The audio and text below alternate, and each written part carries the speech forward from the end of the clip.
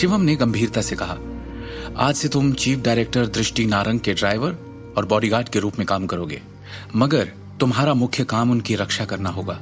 अगर कोई ऐसी स्थिति आ जाती है जिससे तुम नहीं निपट सकते तो तुम मुझे कॉल करोगे, बाकी किसी बात का तुमसे कोई लेना देना नहीं होगा।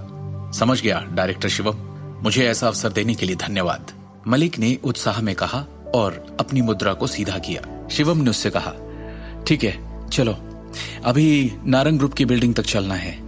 उन दोनों के कार में बैठने के बाद मलिक ने तुरंत कार स्टार्ट की और दोनों अपनी मंजिल की ओर चल पड़े। 20 मिनट बाद वो नारंग ग्रुप की ऊंची और शानदार बिल्डिंग के नीचे पहुंच गए। एंट्रेंस गेट के पास दृष्टि को देख शिवम ने उसे आवाज दी, दृष्टि। शिवम कार से बाहर निकला और मुस्कुराकर दृष्टि से मिला।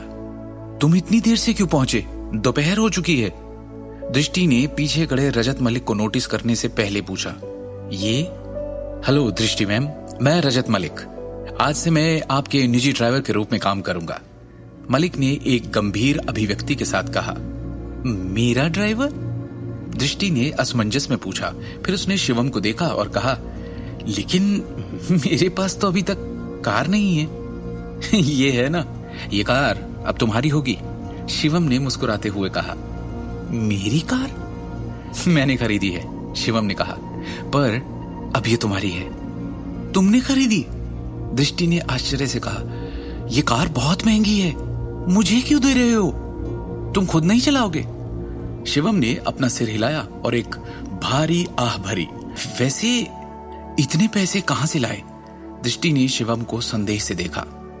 शिवम तो पिछले 2 सालों से अपने छोटे से फूड ट्रक पे काम कर रहा था, फिर इतने पैसे कैसे इकट्ठे कर लिए उसने? मैंने पिछले 2 सालों से कुछ पैसे बचाए थे, शिवम ने जवाब दिया।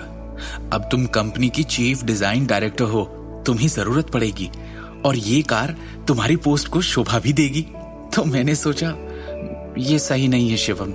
दृष्टि ने अपना सिर ना में हिलाया और मना कर दिया। ये कार तुमने खरीदी है, फिर भी मैं इसे नहीं ले सकती, इसे तुम अपने लिए रखो।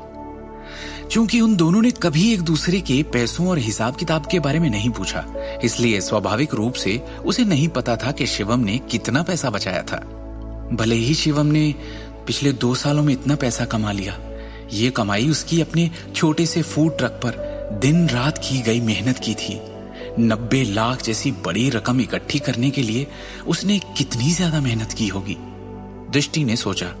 तब तक शिवम ने मुस्कुराकर फिर से कहा, ये मत भूलो कि मैं भी अब काम पर तुम्हारा असिस्टेंट डायरेक्टर हूं। जरा सोचो, अगर मेरी बॉस ऐसी कार में नहीं आती तो मैं कैसे हिम्मत कर सकता हूं इससे रोज ऑफिस आने की।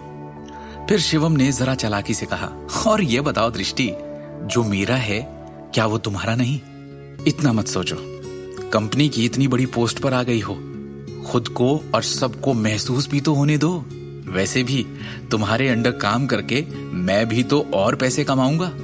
उतने नहीं कमा पाया तो तुम मुझे अपने अगले प्रमोशन पर एक कार गिफ्ट कर देना। बात वही हुई ना? शिवम ने स्पष्ट रूप से कहा। वैसे मुझे आज चेयरमैन विक्रम ने एक नोटिस भी भेजा, जिसमें लिखा था कि बोर्ड ऑफ डायरेक्टर्स ने रजत मलिक को तुम्हारे ड्राइवर के तौर पर चुना है। उसकी तनख्वाह कंपनी देगी। प्रमोशन मिलते ही उनके इस ऑफर को मना करके तुम उनका दिल नहीं तोड़ सकती, है ना? दृष्टि ने एक पल के लिए इसके बारे में सोचा और फिर सिर हिलाया। ठीक है। कि तभी एक अचानक तेजी से ब्रेक की चीख के साथ उनकी गाड़ी का रास्ता रोकते हुए सामने आकर रुक गई।